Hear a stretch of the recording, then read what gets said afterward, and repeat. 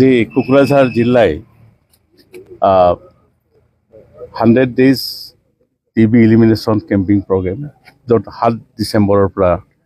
এটা আৰম্ভ হৈছে 100 দিনৰ কাৰণে আৰু কোকৰাঝাৰ আজি আমি আনুষ্ঠানিকভাৱে আজি শুভাৰম্ভ কৰিছে আৰু এইটো হৈছে কি আমাৰ মেডিয়া ভান যে পাব্লিচিটিৰ কাৰণে তেওঁলোকে এই গোটেই ডিষ্ট্ৰিক্টত তেওঁলোকে ভ্ৰমণ কৰিব আৰু বিভিন্ন কমিউনিটি লেভেলত আৰু হেল্থ এণ্ড ৱেলনেছ চেণ্টাৰ সেই লেভেলত য'ত আমাৰ আটাইতকৈ গাঁৱৰ মানুহখিনি থাকে তেওঁলোকৰ মাজত এটা এই আমাৰ IC ভানবিলাক যাব তেওঁলোকৰ লগত এৱাৰনেছ মিটিং কৰিব আৰু টিবিৰ বিষয়ে সজাগতা আনিব কাৰণ আপোনালোকে জানে যে সমগ্ৰ ভাৰতবৰ্ষ আমি 2025 চনত টিবি ইলিমিনেশ্যন কৰাৰ এটা আমাৰ কমিটমেণ্ট হৈ আছিলে ভাৰত চৰকাৰো তেনেকৈ অসম চৰকাৰো এটা কমিটেড হৈ আছে যে আমি 2025 চনৰ ভিতৰত টিবি ইলিমিনেট কৰিম আৰু তেনেকৈ আমি আশা কৰোঁ গোটেই পৃথিৱী ভাৰতবৰ্ষৰ লগতে গোটেই গোটেই বিশ্বই টিবি ইলিমিনেট হ'ব বুলি আমি খুব আশাবাদী আৰু তাৰ কাৰণে বিভিন্ন ধৰণৰ কাৰ্যব্যৱস্থা চৰকাৰে লৈছে যেনেকৈ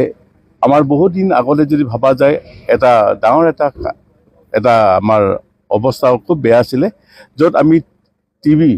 স্ক্ৰিনিং কৰাৰ কাৰণে টিবি ডায়েগনচিছ কৰাৰ কাৰণে আমাৰ মানুহৰ অৰ্থৰ প্ৰয়োজন হৈছিলে এতিয়া বিনা পইচাত আমাৰ টিবি ডায়েগনচিছ কৰা হ'ব ইভেন আমাৰ চৰকাৰে হাতত লৈছে যে ইভেন বুকুৰ এক্সৰে এখন টিবিৰ কাৰণে এটা খুব মূল্যৱান এটা ডায়েগনষ্টিক এটা টুল হয় আৰু সেইটো বিনা পইচাত টিবিৰ কাৰণে চেষ্ট এক্সৰে কৰিব আৰু আমাৰ বিভিন্ন ধৰণৰ যিবিলাক ৰুটিন চলি থাকে স্পুটাম স্মিয়াৰ বা আমাৰ থাকে আমাৰ নিউক্লিয়াৰ এম্প্লিফাইং ডায়েগনচিছ চিষ্টেম সেইটো চিষ্টেমতো আমাৰ ডায়েগনচিছ কৰি থাকে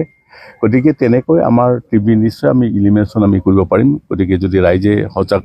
হ'ব লাগিব আৰু এইটো ক্ষেত্ৰত চৰকাৰে এবাৰ খুব জোৰ দিছে যে আমি প্ৰাইভেট ইনষ্টিটিউশ্যন বা কিছুমান NGOকো আমি তাত ইনভলভ কৰাব লাগে যাতে প্ৰত্যেকেই যাতে টিবি ইলিমিনেশ্যন সহায় কৰিব পাৰে টিবি ইলিমিনেশ্যন অকল হেল্থ ডিপাৰ্টমেণ্ট নহয় আমাৰ এইবাৰ এই প্ৰচেষ্টাত আমাৰ হাতত আছে যে অইন লাইনিং ডিপাৰ্টমেণ্ট যেনেকৈ আমাৰ এডুকেশ্যন বা ছ'চিয়েল ৱেলফেয়াৰ বা পাব্লিক হেল্থ ইঞ্জিনিয়াৰ গোটেই ডিপাৰ্টমেণ্টবিলাক আমাৰ লগত